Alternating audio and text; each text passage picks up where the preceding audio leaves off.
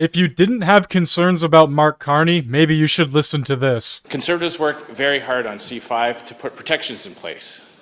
Mark Carney is someone who has a lot of conflicts of interest. In fact, government officials acknowledge that they are, quote, having to manage the ethics screen to deal with all his conflicts of interest. And when he proposed this bill in Parliament, he tried to give himself the power to get around the conflict of interest laws that prevent Liberal politicians from funneling cash into the pockets of Liberal insiders, or worse, into companies that Liberal politicians own assets in. Conservatives worked very hard to put those protections in place to make sure that that can't happen.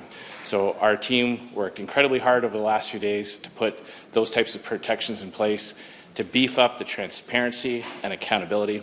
But once again, I believe Canadians will judge Mark Carney on the results, whether or not things actually get done. Carney this week had an opportunity to repeal the Trudeau ban on gas and diesel-powered vehicles. He decided to vote against that and force all his MPs to do that. That means starting next year, it will be more and more difficult for Canadians to purchase their favorite car, truck, or minivan. And as early as 2035, there will actually be a ban on the sales of new gas and diesel-powered vehicles, which means that so many Canadians won't be able to afford a new or a used vehicles. This is what happens to Canadians when government gets big and bossy and overreaches and starts to dictate to them what kind of vehicles they need to buy. So Conservatives will continue to monitor the situation, continue to advocate for the government to repeal the failed policies of the last 10 years, like the shipping ban, like the oil and gas production cap, like the industrial carbon tax.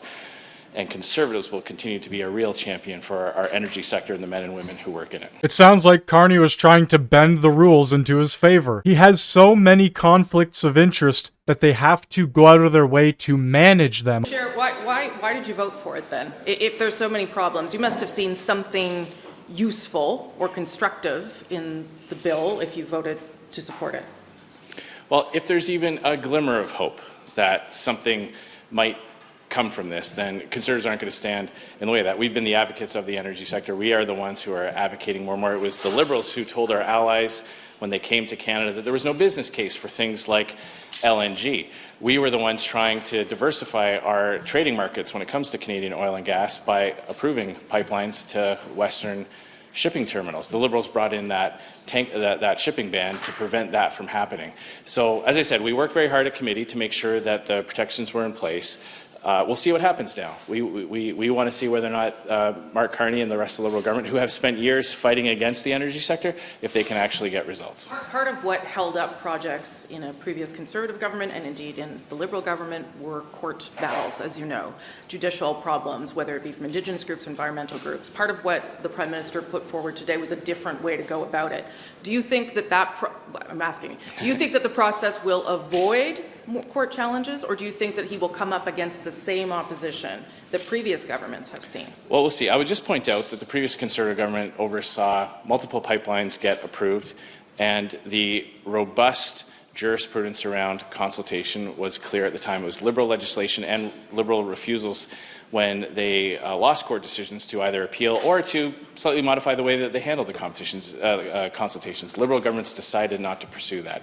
So the end result of those projects not moving ahead were direct results of Liberal decisions. Conservatives would have supported those projects. The consultation process, the way he set it up now, to meet with some Indigenous groups going forward, do you think that there's a chance that that will facilitate what you're looking for? He has been completely unclear about what happens in the absence of a complete consensus. Though that's something that Conservatives are concerned about. We need to make sure that we have a path forward, that there's robust consultations, but that it's actually possible to get a yes. The Liberal government has proven for 10 years that they're simply not interested in that.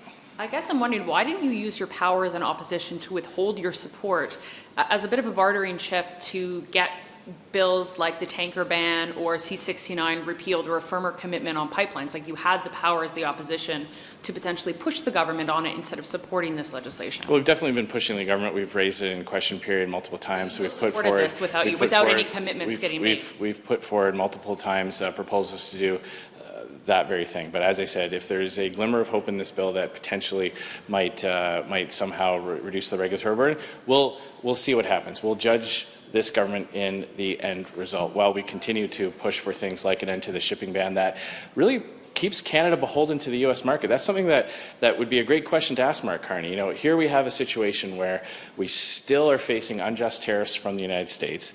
It's more clear than ever that Canada would do well to have more markets to sell our oil and gas to, and Mark Carney has decided to keep in place a shipping ban that prevents Canada from selling our oil and gas to Asian markets.